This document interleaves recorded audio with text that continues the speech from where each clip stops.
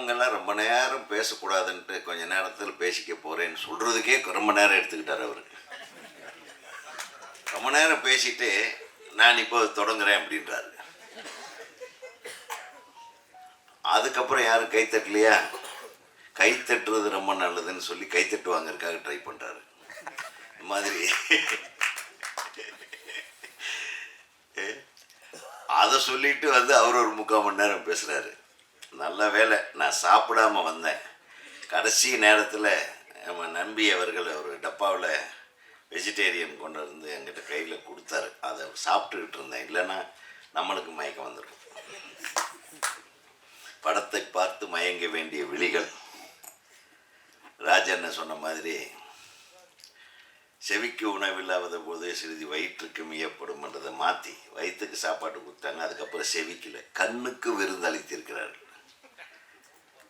கண்ணுக்கு எப்படிப்பட்ட விருந்து எல்லாம். யார் இளைஞர்கள் இல்லை, நம்ம எல்லாருமே இளைஞர்கள் தான். ஆசை இல்லாத மனுஷனே கிடையாது.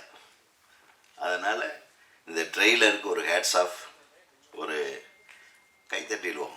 இந்த டைரக்டர் முத்து உண்மையிலுமே அதாவது ஒரு தயாரிப்பாளரே பாராட்டுற அளவுக்கு ஒரு டைரக்டர் இருக்கிறாருன்னா அந்த தயாரிப்பாளருக்கும் நன்றி, அந்த இயக்குனருக்கும் பாராட்டுகள்.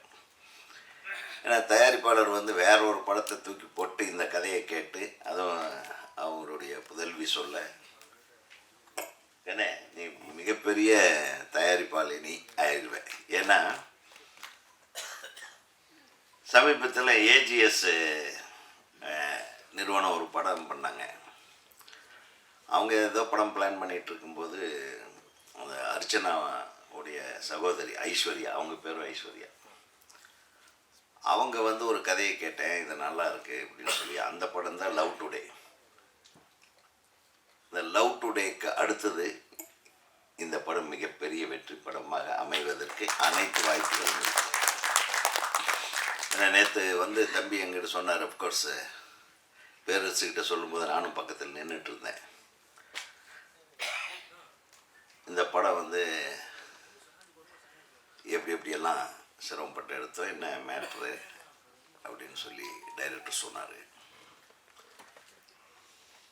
இன்னைக்கு அது பெரிய விஷயம் இல்லை. இந்த 20 kids, 2K kids, 5K kids இதெல்லாம் ஒன்றும் கிடையாது.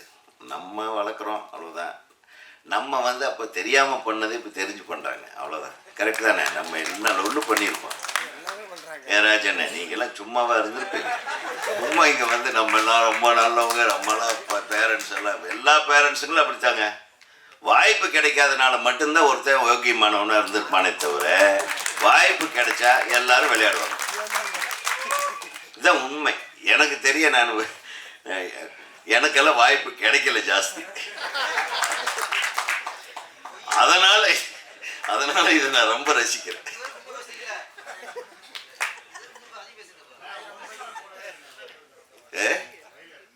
இன்னொரு தடவை வேணுமா? போட்டுருவோம். பத்திரிகை நண்பர்கள் வேண்டுகோளுக்குடுங்க.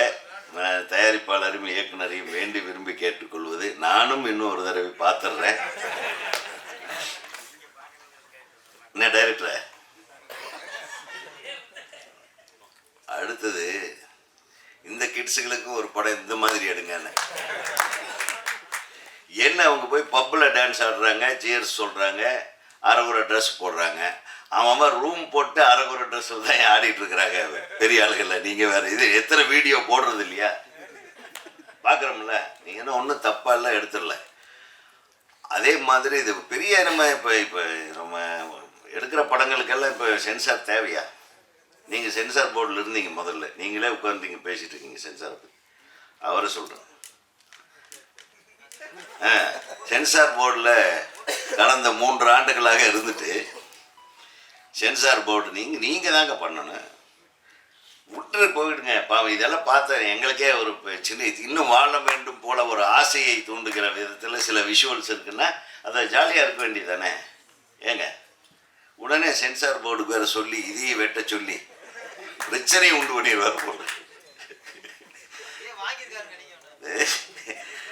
அப்படி இல்லை, கண்டென்ட் என்ன அவர் சொல்ல வந்தது. நீங்கள் ஒரு மேட்ரு சொன்னார் பேரரசு, ரொம்ப சரியான மேட்ரு. அதாவது இப்படி இருந்தால் தான் அந்த இளம் வயது பசங்க பொண்ணுங்கெல்லாம் தேட்டருக்கு வருவாங்க. இப்போ ஆன்லைன் புக்கிங் பண்ணிட்டு வர்ற பொண்ணுங்க பசங்க தான் இன்றைக்கி தேட்டருக்கு வர்றாங்க. உண்மையாகவே யார் ஐடியில் வேலை செய்கிறவங்க, காலேஜில் படிக்கிறவங்க, இவங்களாம் படம் பார்க்க வைக்க வேண்டும் என்றால் அவங்களுக்கு ஒரு இந்த ட்ரெய்லர் கண்டென்ட் இம்பார்ட்டண்ட். படத்தில் கண்டென்ட் இருக்கான்றது கூட விட்டுருங்க, அவங்கள தேட்டருக்கு கூப்பிடுங்கன்னா ட்ரெய்லருக்குன்னு ஒரு கண்டென்ட் இருக்குது. இப்போ அதை பெரிய நடிகர்கள் தம்பி சொன்ன மாதிரி அவங்களே பெரிய கூட்டத்தை வர வச்சு அவங்களே கண்டென்ட்டை கொடுத்துட்றாங்க. ஏதோ ஒருத்தரை திட்ட வேண்டியது, ஏதோ ஒன்று பண்ண வேண்டியது, ஏதோ ஒரு கமெண்ட் அடிக்க வேண்டியது, அது புயல் மாதிரி கிளம்பி இந்த படத்தில் என்ன தான் சொல்லியிருக்காங்கன்னா படத்துக்கு அவங்க பேசுறதுக்கு சம்மந்தமே இருக்காது. எப்படியெல்லாம் ஏமாத்துறாங்க. இவர் என்ன பண்ணிட்டார் பாவம், நேர்மையாக காட்டியிருக்காரு. ஆக இந்த நேர்மை வெற்றி பெறும்.